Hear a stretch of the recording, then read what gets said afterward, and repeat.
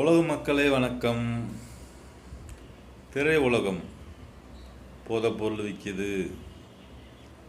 போதை யூஸ் பண்ணுறாங்க. ஏன்? யார் செய்த தவறு சொல்லுங்க மக்களே.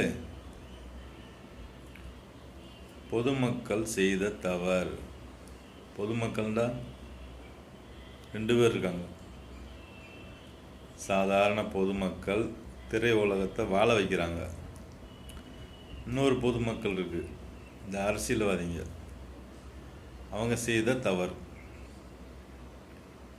எந்த படத்தை எடுத்தாலும் சீ இதை ஓட விடாத, தடை செய் என்று போராடுறது.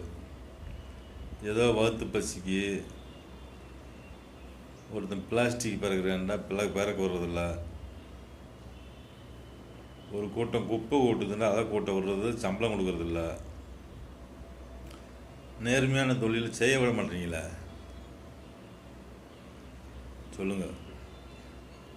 எம்ஜிஆர் திரைப்படத்திலேருந்து வந்தவர், ஜெயலலிதா திரைப்படத்திலேருந்து வந்தவங்க, கலைஞர் குடும்பம் திரைப்படத்திலேருந்து வந்தவங்க.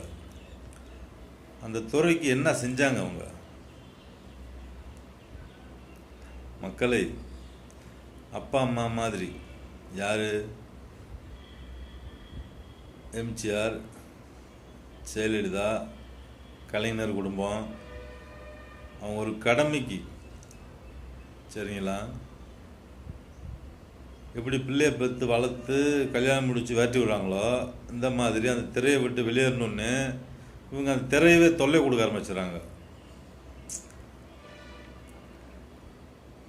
3 பேர் அரசியல் பண்ணியிருக்காங்க.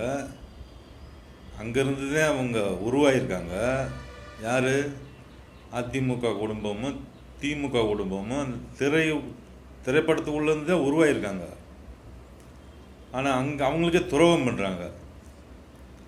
இதே அப்பா அம்மா மாதிரி. உண்மை தானே? இவங்க செஞ்ச நன்மை என்ன?